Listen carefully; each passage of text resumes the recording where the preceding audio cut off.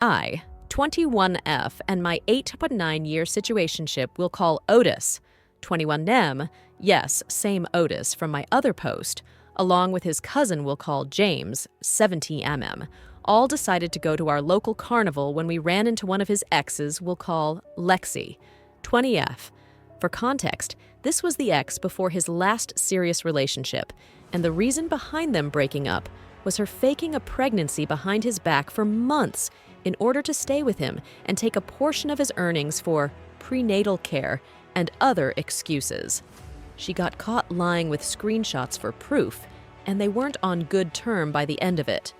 Anyways, she greeted him by jumping on his back with all smiles while he was holding my hand, which already felt pretty invasive.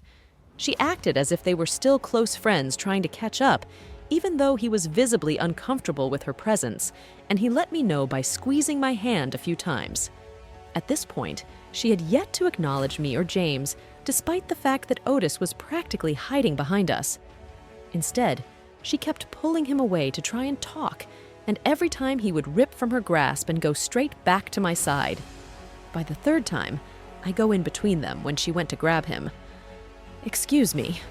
I raised my voice only slightly as I stood in front of Otis. She looked me up and down, finally acknowledging my presence with the attitude of a teenager, asked, "Who are you?" "I'm insert name here.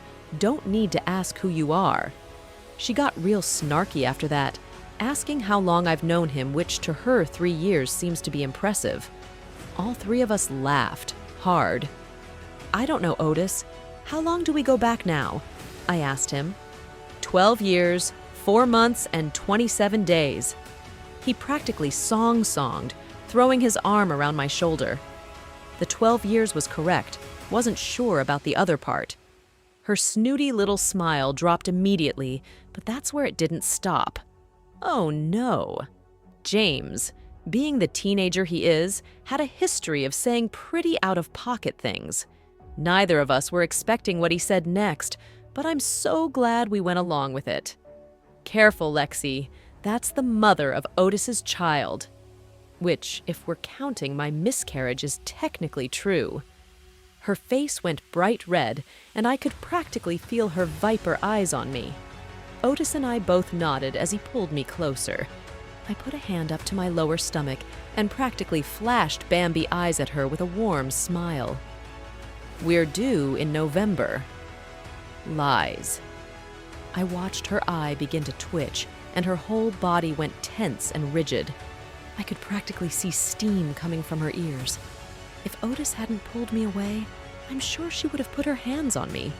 She would linger at the games we played at, which quickly stopped once James would call her out and say she was embarrassing herself loudly.